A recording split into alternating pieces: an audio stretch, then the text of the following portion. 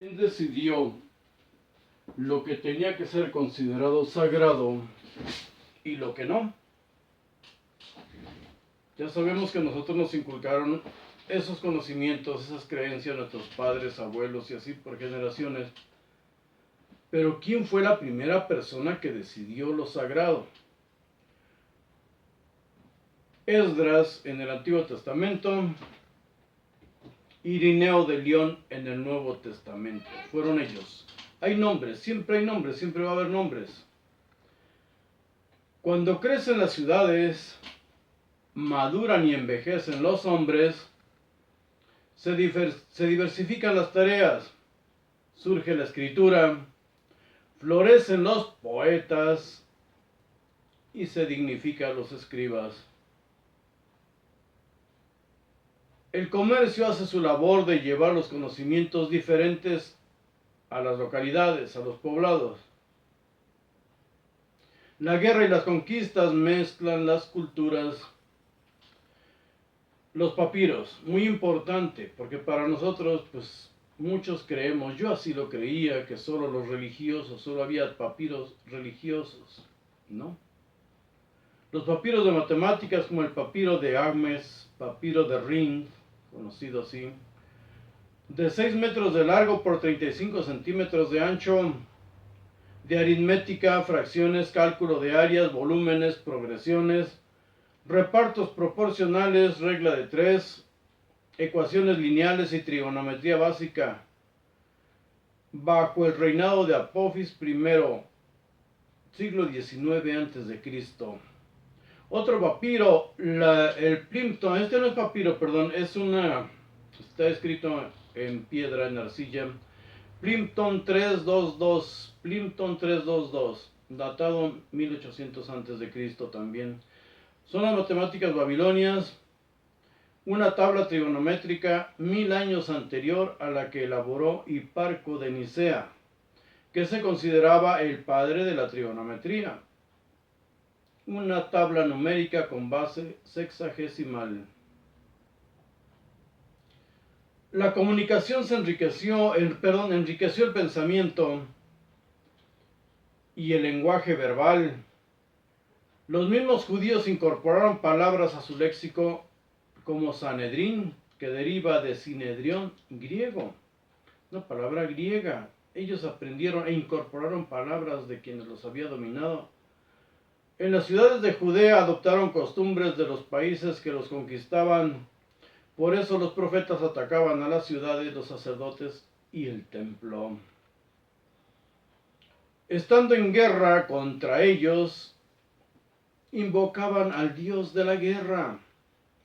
Y cuando Judea decidió enfrentar a los romanos, invocó también al dios de la guerra. Los romanos también invocaban antes de entrar en batalla a sus dioses de la guerra, y los griegos, y todos los ejércitos en todas las culturas. Pero entre estos judíos surgió un grupo de pacifistas. Y los pacifistas empezaron a invocar el logos, el uso de la razón. Pero ¿dónde y cuándo surgió esa palabra? Fue Heráclito quien la pronunció por primera vez en un discurso filosófico, definiendo el logos como algo incognoscible y que era el origen de repetición, toda repetición y toda forma de todo lo que existía. El logos, para Heráclito, era el origen de todo. Todo fluye, todo cambia. La lucha de los contrarios, los opuestos, la lucha de los opuestos, noche y día, luz y sombra. Su símbolo era el fuego. Pero Empédocles, otro filósofo, incorporó a esta misma filosofía el amor y el odio. Aprendimos a hablar, seres humanos, al ir evolucionando. Pitágoras, o para Pitágoras, era el número, el principio de orden, la armonía, lo contrario al caos. Parménides nos habla del ser. El ser es uno, eterno e inmutable. Lo real no cambia, si cambia no es real. Es único, increado y perfecto. El ser, el ser. El nombre de Yahvé, de Jehová, el tetragramatón, nadie sabe cómo se pronuncia, pero no significa yo soy el que soy. Si lo definimos bien, si lo interpretamos bien, lo traducimos bien, sería yo soy el que seré. O respondiendo a la pregunta de Moisés, ¿cómo te llamas? ¿Qué les voy a decir cuando me pregunten? Porque había muchos iguales. Si le hubiera contestado en español mexicano, le hubiera dicho, ahí estaré, en lugar de yo soy el que seré. El verbo ser, el ser. Estos señores aprendieron a leer, aprendieron a escribir, aprendieron a hablar de la misma forma que los griegos. Todos los idiomas incorporan palabras y pensamientos, ideas de otras naciones. Los estoicos, seguidores de Heráclito, definieron al Logos como el principio inspirador divino que impregna el universo. Platón, para Platón, es una llave de oro que unificaba todos los misterios del universo. Es el Om primordial, la primera vibración. El Om primordial es la mente de Dios. Con los sentidos solo observamos la manifestación externa. La fuente de todo es un misterio. Analicemos todas las palabras que encontramos después en el cristianismo y en el mismo Antiguo Testamento. Parten de toda esta filosofía. Demócrito, 500 años antes de Cristo, habla de átomos y vacío. Átomos y vacío. Hoy se repite todo eso. Infinitos mundos, choque de átomos. No obra para Demócrito ningún Dios, sino ciega necesidad. Genófanes dice, no hay un elemento visible. Critica a Homero y Hesíodo, hasta hoy, por antropomorfistas. A todo tenían que darle una figura humana. A todo tenían que darle, sobre todo a los dioses. Critica a Homero y Hesíodo por antropomorfistas. El ser invisible todo lo ve, todo lo escucha, todo lo puede. Aquí están las bases de toda la religión, las religiones en sí. El principio de todo, el arjé, como le llamaban los filósofos, puede ser cualquier cosa. Pero el propósito de lo creado ahora es el hombre. Ahora es el ser humano. Es el propósito de todo lo que existe, de todo lo que es el ser humano.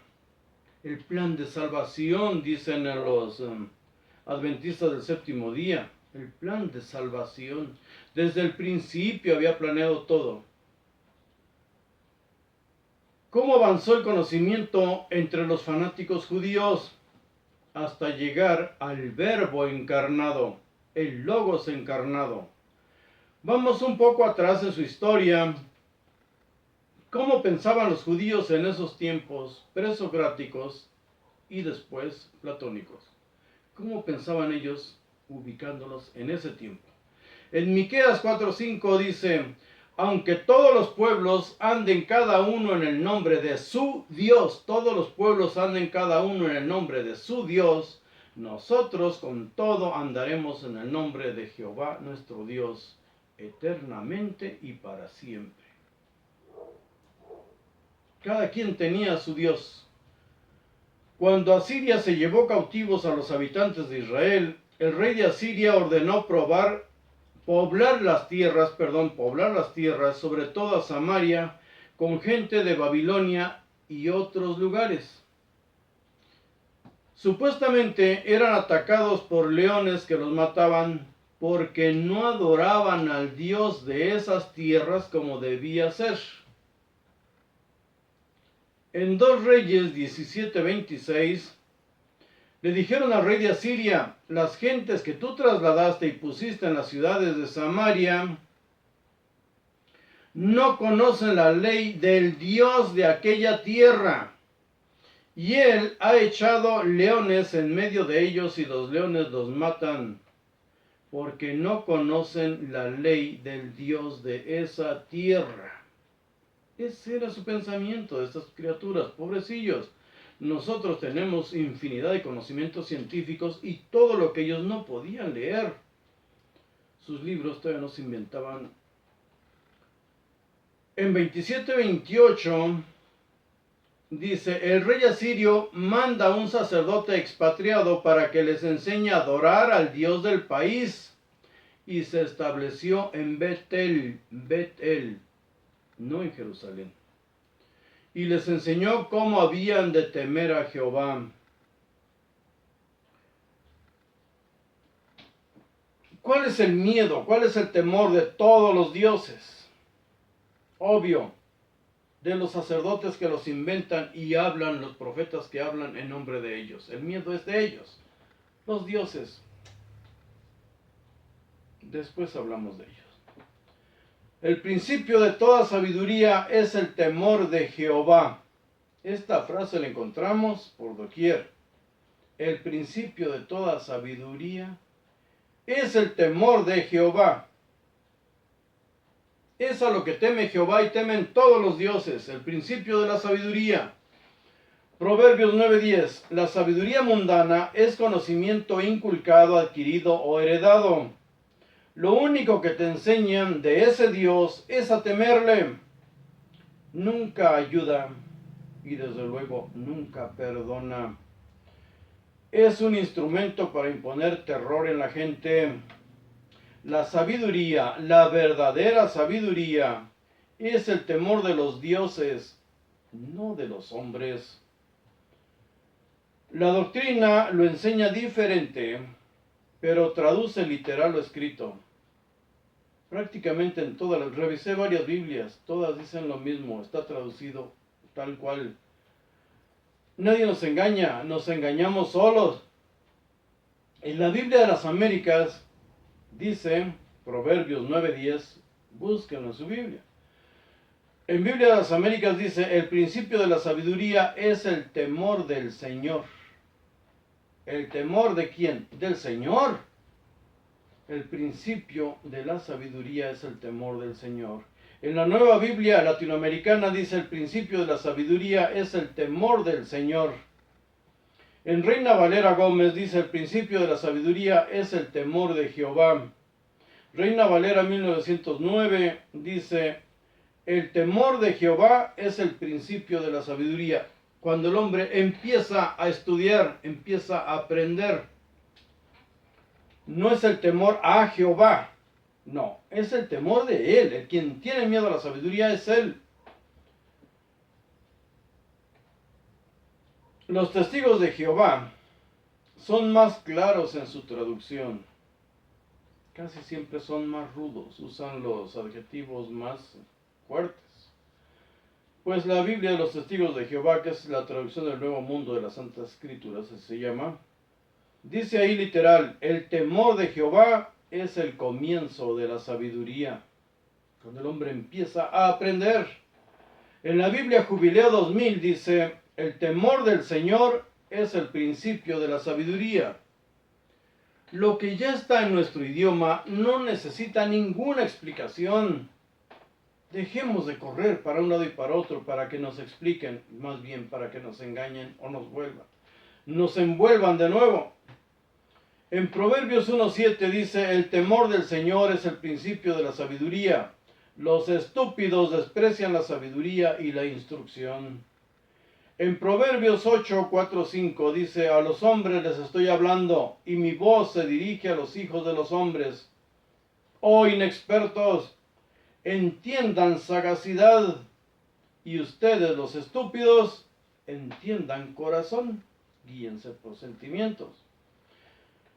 Proverbios 8:12 dice, yo, la sabiduría, he residido con la sagacidad y hallo hasta el conocimiento de las capacidades de pensar. Hasta el conocimiento de las capacidades de pensar. En el versículo 13, 8:13, el temor de Jehová significa odiar lo malo, el propio ensalzamiento y el orgullo y el mal camino y la boca perversa he odiado. Jehová le está hablando a un espejo, es exactamente lo que nos enseñan de Jehová en todo el Antiguo Testamento.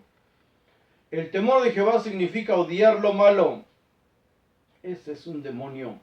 El propio ensalzamiento y el orgullo y el mal camino y la boca perversa he odiado. Se odia a sí mismo. En 2 Reyes 17:29 dice, pero cada nación se hizo sus dioses y los pusieron en los templos de los lugares altos que habían hecho los de Samaria, cada nación en su ciudad donde habitaba.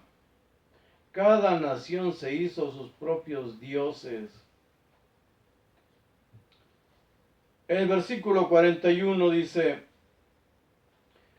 ya cuando les llevan un sacerdote, así temieron a Jehová aquellas gentes y al mismo tiempo sirvieron a sus ídolos, idólatras a morir.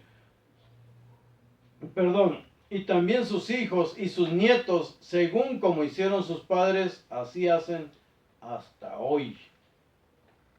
Siempre fueron idólatras, nunca les creyeron por conveniencia, seguían a los guerreros. Si por medio de una espada te inculcaban esa fe, en tu país, ¿cómo te llevaron el cristianismo?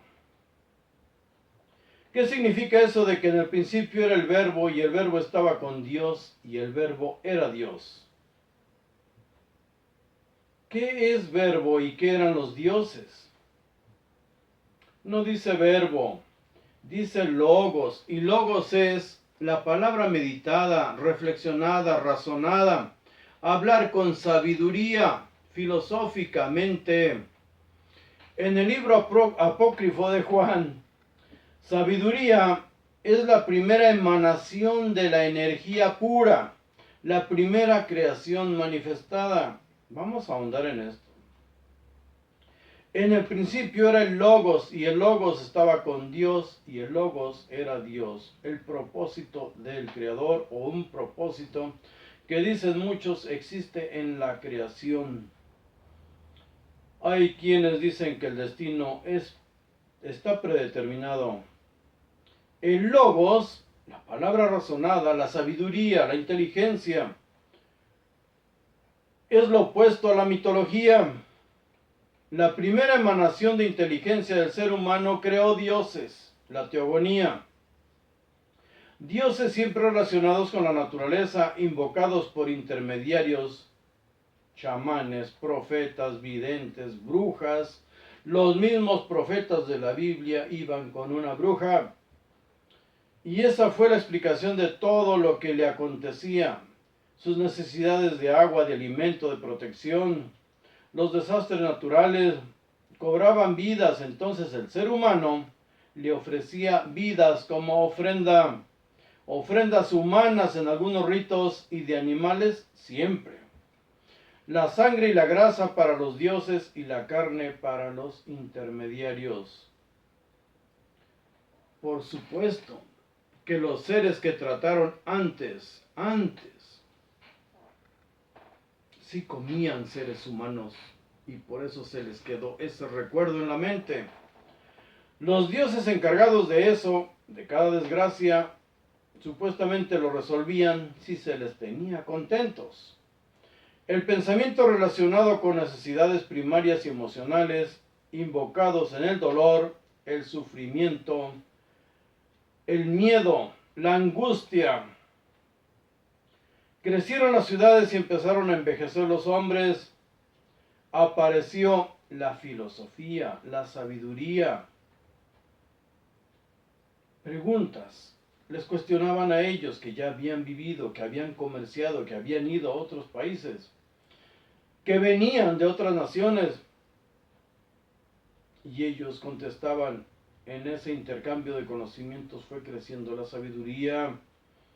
Heráclito en el siglo V a.C. fue el primero que usó esta palabra logos, teorizando no a mí, sino habiendo escuchado al logos, es sabio decir junto al que todo es uno. Todo es uno. Hay que decirlo junto a él, por eso muchos dicen confiésalo y él te escucha. Todo tiene su base en esto.